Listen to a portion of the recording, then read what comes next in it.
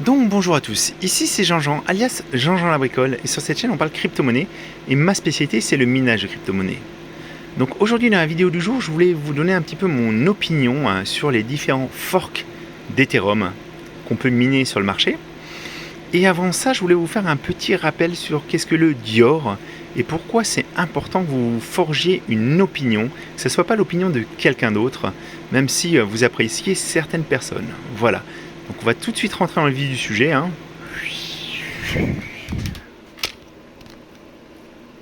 Voilà. Alors, juste avant de commencer, je voulais juste vous montrer ce que je suis en train de miner. Qu'on soit bien d'accord, malheureusement au jour d'aujourd'hui, j'ai pas de coin magique qui serait rentable. J'aimerais bien en avoir un à vous proposer, mais c'est pas le cas. Donc aujourd'hui, moi, je suis en train de miner du Raptorum et de l'Ergo. Tout ça sur, en plus, une de mes grandes fiertés, je vais y aborder, mais sur les Gigi-Pools. Euh, voilà. Donc moi, ce que je voulais vous dire, c'est que j'essaie de, Jean-Jean, j'essaie de vraiment de vous faire profiter et de vulgariser un maximum d'informations. C'est vraiment le but de la chaîne. Donc partager mes connaissances, que ce soit au niveau du mining, des crypto-monnaies, etc. Et autres. Euh, mais malheureusement, c'est un sujet qui est très très vaste, qui est en évolution constante, et je peux pas être partout, et surtout je peux pas toujours faire les bons choix. Donc je vous en parle parce qu'en fait, le fait de faire ses propres recherches ou de se faire au moins sa propre opinion, c'est vraiment quelque chose de très important. Je vais vous raconter une petite anecdote, mais avant de commencer la chaîne YouTube, j'ai investi sur Kraken et j'ai investi notamment, j'ai mis des avoirs en staking.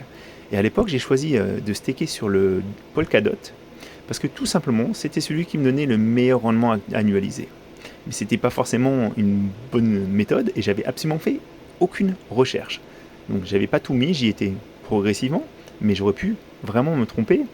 Et, euh, je vous en parle parce qu'en fait, il y a beaucoup de gens qui vont suivre, que ce soit une personne ou un YouTuber. Moi, j'ai trouvé un petit peu là, voilà, sur Crypto Confession, la cité. J'ai mis 2000 USDT dans une ICO. J'étais sûr que ça allait être rentable en boule ou en bear, et dès la première minute du listing, ça a divisé par 10. Le projet était chill par un YouTuber sérieux. Donc il y avait peut-être un YouTuber sérieux qui avait fait des recherches, mais on n'est pas à l'abri de se tromper et de malheureusement vous envoyer sur une mauvaise piste. Donc vraiment, le Dior, donc c'est pas une faute d'orthographe, c'est do your own research. C'est important de faire ses recherches ou au moins d'échanger avec certaines personnes, de ne pas rester tout seul et de ne pas se hyper tout seul ou suite à quelqu'un. Donc moi au niveau de la chaîne, je voulais vous dire, je suis extrêmement fier de ce qu'on a réussi à faire, notamment en fait les poules de minage, la poule Ergo qui est un petit peu malheureusement en stand-by en ce moment, et puis la poule Raptorum qui vraiment déchire tout, il n'y a pas d'autre mot. Donc là en plus on est passé vraiment dans des devant des grosses poules, et puis on arrive à trouver des blocs très très régulièrement, donc ça me fait extrêmement plaisir, surtout que Raptorum c'est pareil, c'est un projet très communautaire, très axé autour de la communauté. Vous voyez, on est 8e poule mondiale, et puis on a vraiment pris de l'ampleur, 443 mineurs. C'est vraiment du bonheur pour moi, ça me fait extrêmement plaisir. Je suis extrêmement fier. Donc on a aussi une petite poule Ravencoin, mais bon, elle est moins connue. On est beaucoup moins aussi à être hypé par le projet Raven. Je suis aussi, aussi vraiment très très content quand je vous ai un petit peu aiguillé pour vos constructions de machines, en fait, à utiliser des cartes de gaming, à prendre des vrais processeurs comme des Ryzen, parce qu'aujourd'hui, les Ryzen, pour ceux qui ont suivi bien les conseils de Jean-Jean, les Ryzen que vous avez achetés, en fait, ils peuvent vraiment continuer de miner des crypto CPU, et dans ce bear market qu'on affronte, il y a aussi certains coins qu'on ne peut même pas acheter, si vous faites vraiment du speculative mining, et du coup là, les Ryzen, ils trouvent vraiment une vraie raison d'être.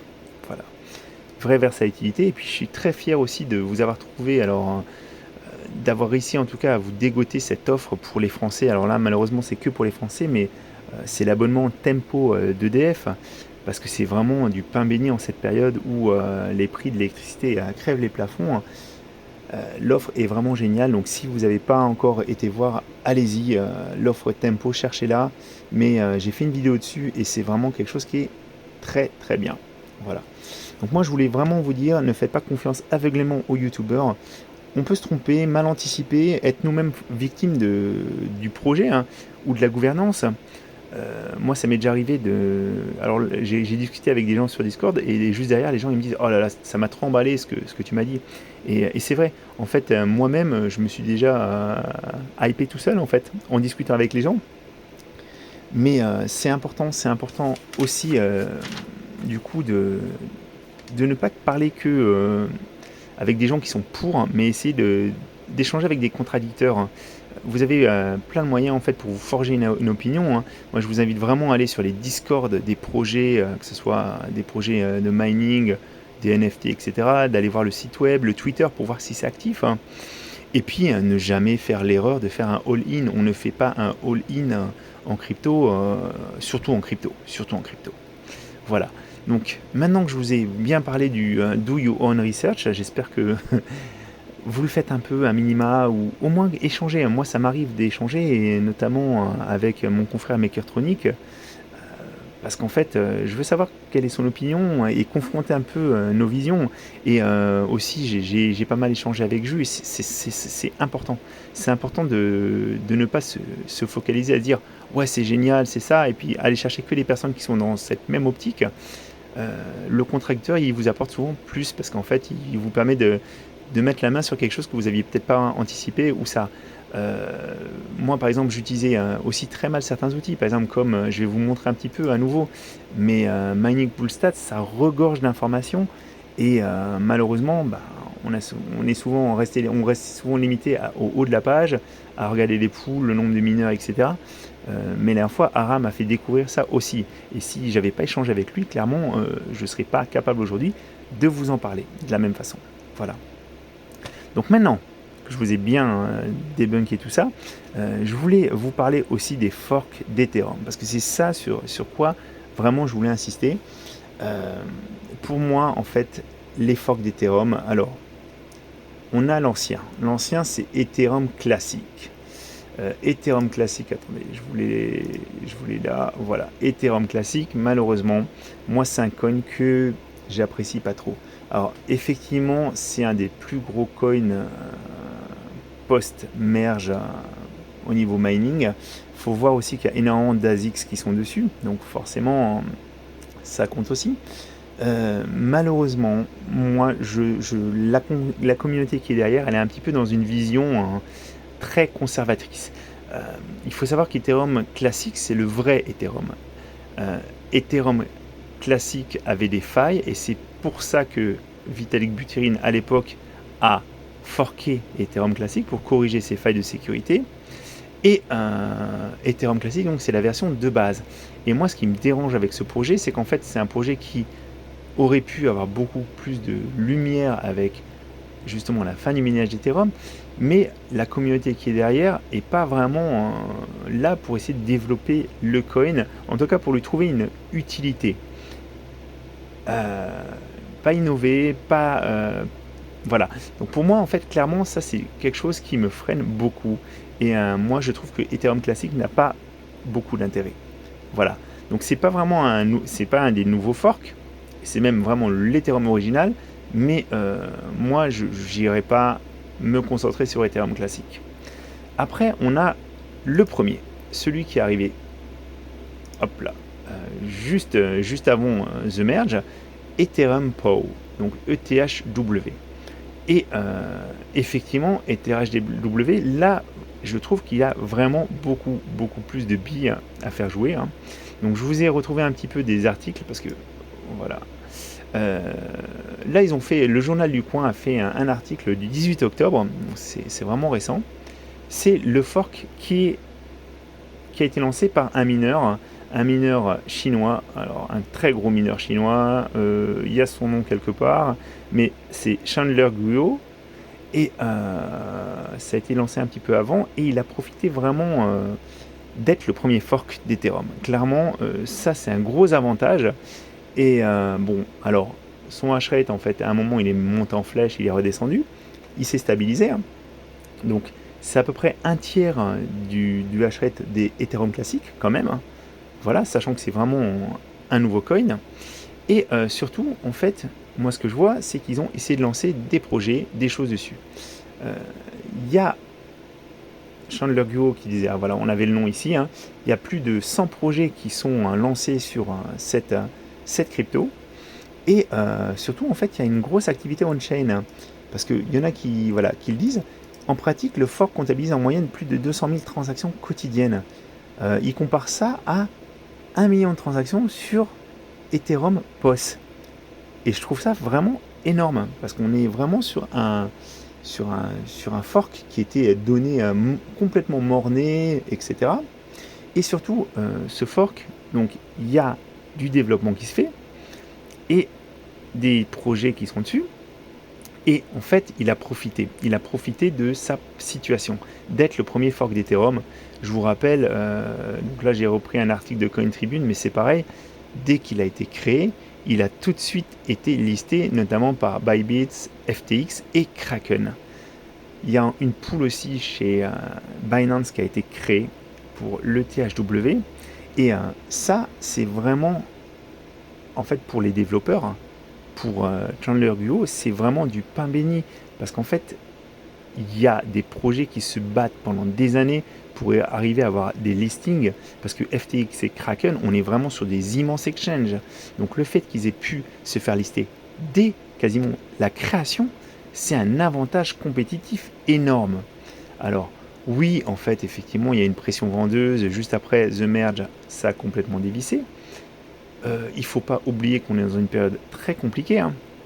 Mais aujourd'hui, clairement, Ethereum Pool, c'est pas négligeable.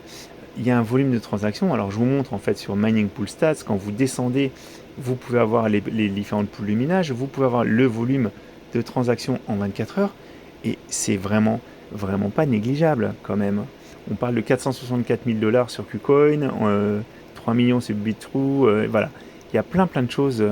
Il y a plein de choses. Alors, c'est pas un Ethereum bis, c'est pas le remplaçant hein, qu'on pourrait attendre, mais il est là. Après, moi, clairement, par contre, les autres, si vous voulez aller sur les autres forks, parce qu'il y en a d'autres qui sont arrivés, on a eu Ethereum Fair qui est arrivé plus récemment.